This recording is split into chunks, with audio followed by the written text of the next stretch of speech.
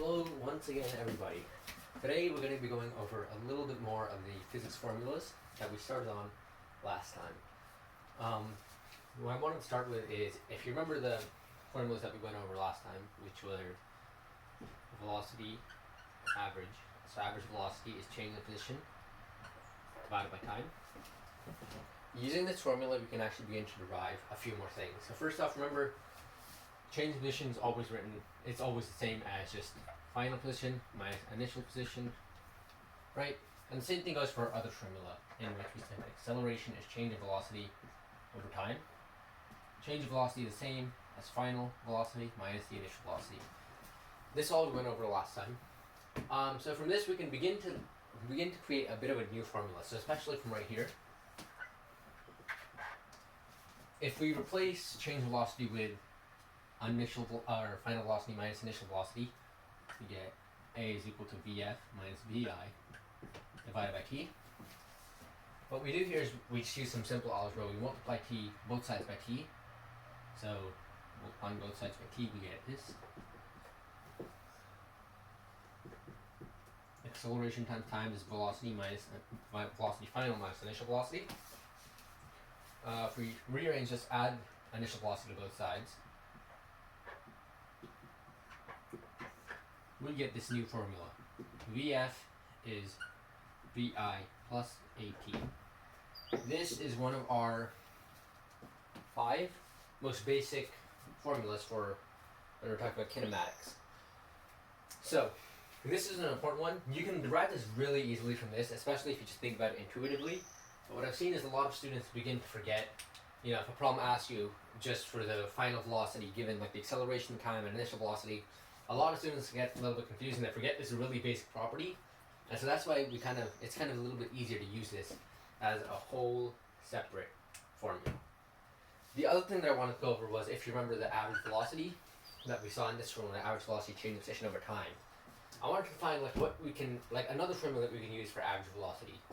So average velocity, a separate formula, is the same as V1 plus V2 divided by 2.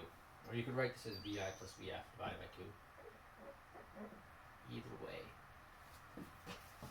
So what you begin to do with this is, if you're trying to look at the average velocity of, say, if you're driving a car over 2 hours, or it really doesn't matter the time, but if you're starting from a certain point and ending at a certain time, and in that time you started with a velocity of some number, let's say 50 miles per hour, and we end at 60 miles per hour, our average velocity is our initial, which was 50, plus 60, which is our final velocity, divided by 2, 110 divided by 2, 55 miles per hour. Right? It's a pretty simple formula again, but this especially, you don't see in very many problems, and the few problems that it does come up, I've seen many students forget about this. It's really simple, but it's really good to memorize both of these, especially all the mechanics formulas or the kinematics formulas. They'll keep coming up over and over again, so it's really important that you memorize all of them, the 5 kinematic formulas. The very last thing I want to go over, this isn't a formula, we'll go over the rest of the formulas next time. But this isn't a formula. I want to talk a little bit about how we do the units here.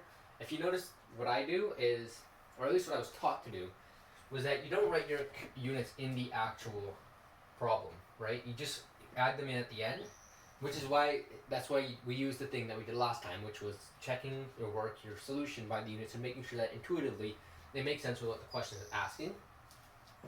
So in this case, you don't see, the units were actually 50 miles per hour and 60 miles per hour, but you don't write 50 miles per hour plus 60 miles per hour, because that kind of jumbles up all your work.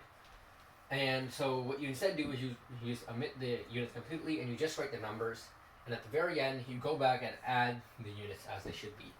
And hopefully your units make sense with what the problem is asking. In this case it does. But that's something that's really important to remember, because otherwise your work gets really cluttered, especially in the bigger problems when you have to deal with 10 numbers in one little equation. So it's really important that you begin to get that down. And it's especially important that you remember to add your units back in at the end, because not having your units in physics can be a really important thing. It can lose you a lot of points. That's all we have for today. But next time we'll be going over some more formulas. Thank you.